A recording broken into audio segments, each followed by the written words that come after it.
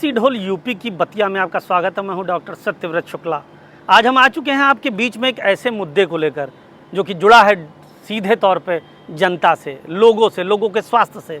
स्वास्थ्य विभाग में एक ऐसी चूक जिसका हम पर्दाफाश करेंगे।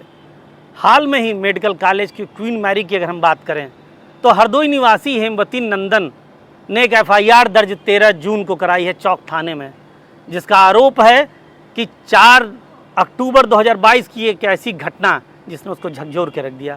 वो घटना कुछ ऐसी थी कि 4 अक्टूबर 2022 को हेमवती नंदन ने अपनी पत्नी को क्वीन मैरी में प्रसव पीड़ा के तहत एडमिट कराया, जिसके बाद एक पुत्र हुआ। पुत्र की हालत ठीक नहीं थी, जिसके बाद वहाँ के डॉक्टरों ने वेंटिलेटर पे बच्चे को रखा और बच्चा खत्म हो गया।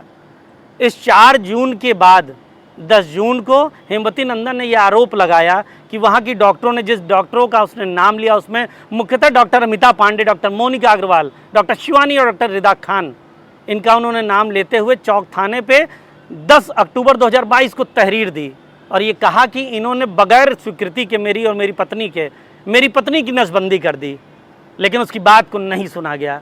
उसके बाद उसने प्रयास किया IGRS या मुख्यमंत्री पोर्टल पे, जिसके बाद भी उसको न्याय नहीं मिला।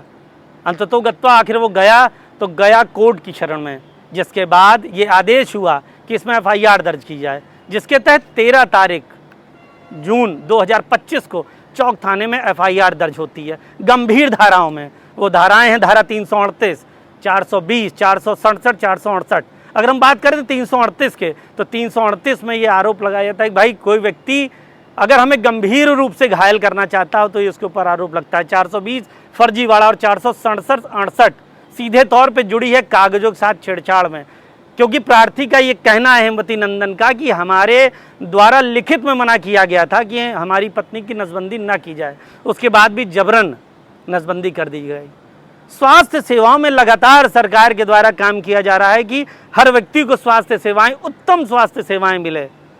वहाँ प्रदेश की राजधानी लखनऊ में मेडिकल कॉलेज जैसे संस्थान में, जिसके द्वारा लगातार अपनी अच्छी सेवाएं दी जा रही हैं, उसमें क्वीन मैरी के द्वारा या वहाँ के डॉक्टरों के द्वारा इस तरह का कृत्य कहीं ना कहीं शर्मसार करने योग्य है और कहीं ना कहीं स्वास्थ्य सेवाओं में एक बहुत बड़ा विचारणीय प्रश्न है।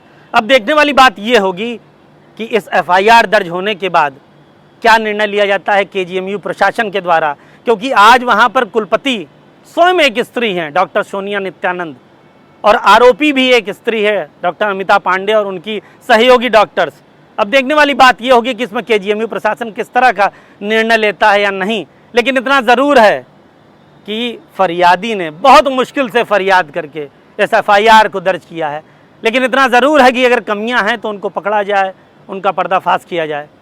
आज के लिए इतना ही। जल्द ही मिलते हैं फिर से सियासी ढोल में, यूपी की बतिया में, एक नए मुद्दे के साथ, एक नए विषय के साथ जो सीधे तौर पे जुड़ा है हमसे और आपसे।